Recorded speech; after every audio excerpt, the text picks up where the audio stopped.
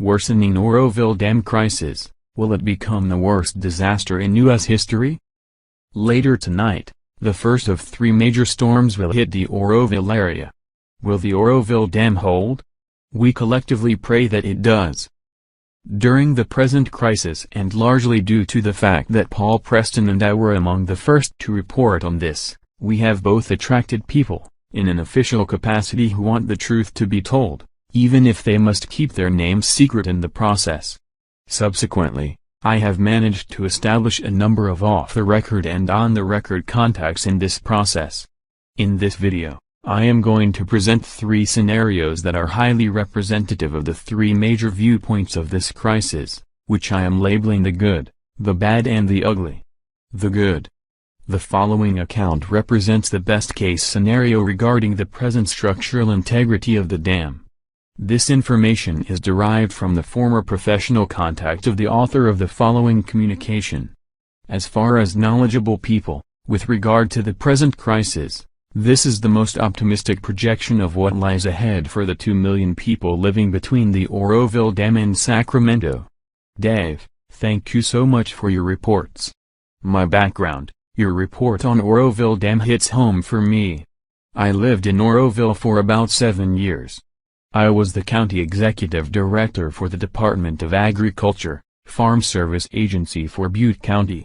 Yes, this is huge rice-growing area and large acreage of nut and fruit orchards in the Yuba and Sutter counties, in harm's way if the dam breaks. Butte has huge orchard acres too, but is north of the dam, so they would not be affected.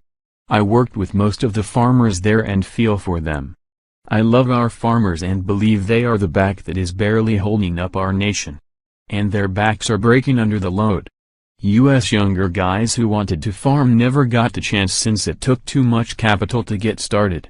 There are thousands of us that would love to replace our dads and grandparents on our farms, but it's almost impossible to make it work. I hold the government and corporate monopolies responsible for the dying of the American family farmer. Inside report on the dam. I wanted to give you some inside feedback. I have been concerned about my friends around Oroville and have been calling them. I'm currently living back where I grew up, here in Idaho. I talked with one of my friends who are close to those working on fixing the dam. I received a good report from him. The hole that is eroding is better than they thought. The projected rate of flow coming from the next storms is less than the last one. Also, they will have the water level down about 50 by the time the rainstorm hits, so there is enough capacity to handle the new runoff based on weather predictions. Bottom line is, it seems, they may have barely got out of this major disaster for now.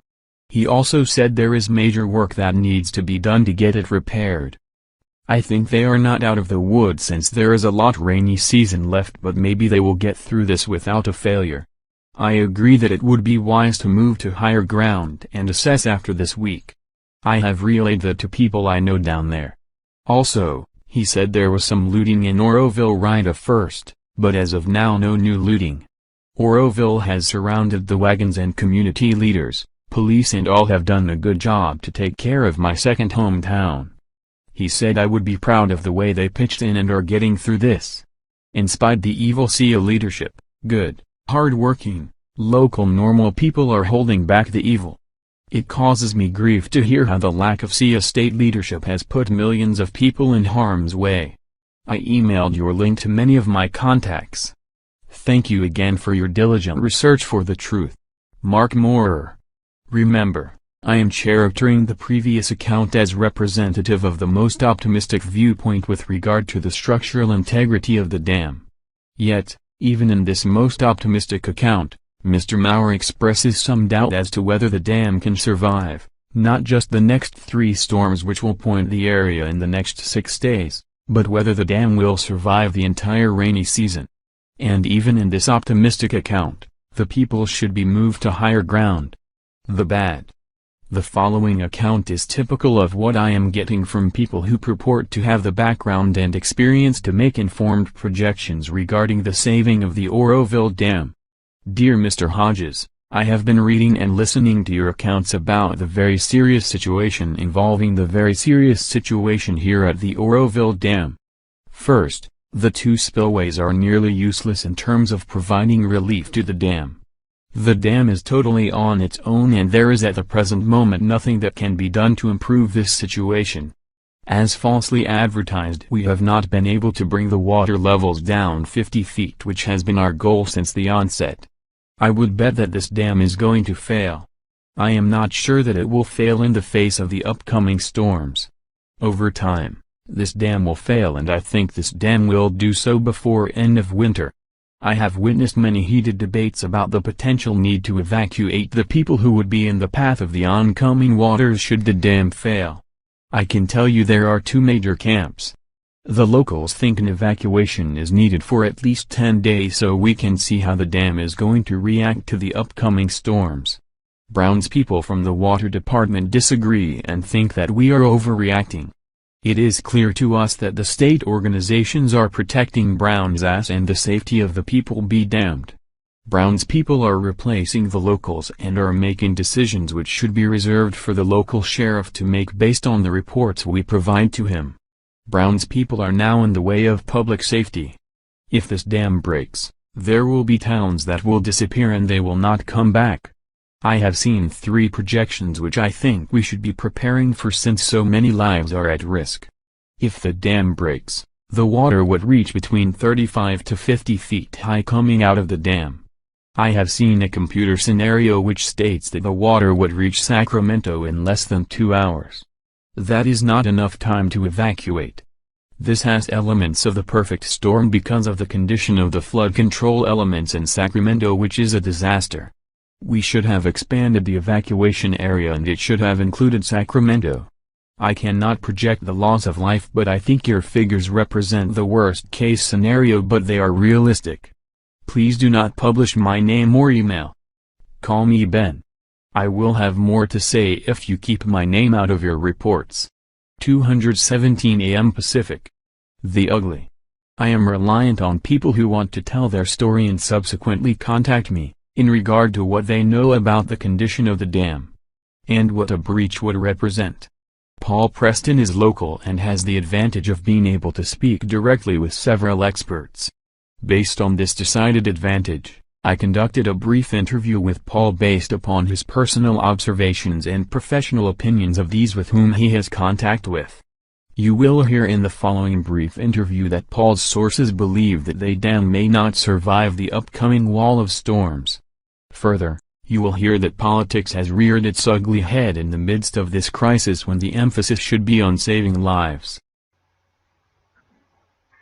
Well, a number of things are going on. We're expecting the storms are turning out.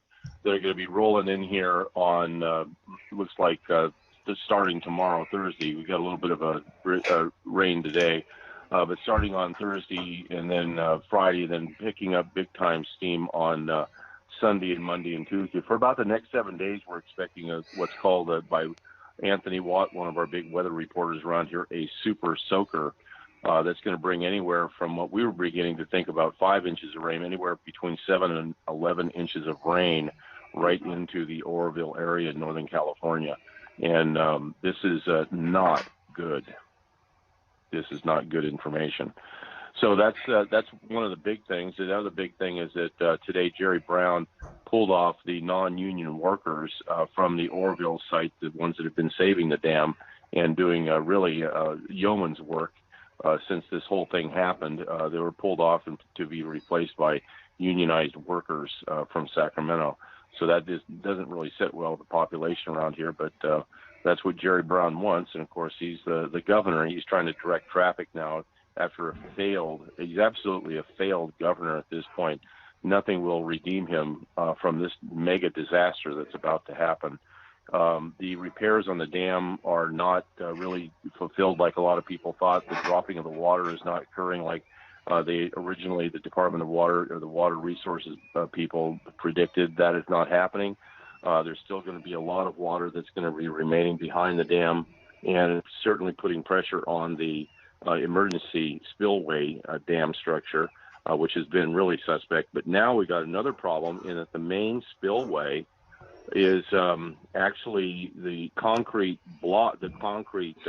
chute, if you will, that was ruptured to begin with. Well, it's continued to rupture, and in fact, what it's doing now is, because of the velocity of the water, is just tearing up the concrete. It's starting to creep up towards the dam itself, and it's starting to act like a buzzsaw on the side of the mountain and gouging out large chunks of the mountain that it's sitting on. So this thing is creeping up towards the actual dam structure itself. At some point in time, they're going to have to turn off the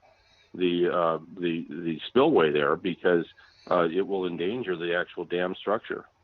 So they've got a lot of problems. They've got more reports from people that are on the ground. One of the reports said today at 2:38 Pacific time from a source on the ground that they said that there's a 30% possibility right now, right today at that time at 2:38 p.m. Pacific, that there would be a significant failure of the emergency spillway dam. So they're sitting at 30% this afternoon, and nothing seemed to have gotten better by the time I got home and started making calls about 4 hours later.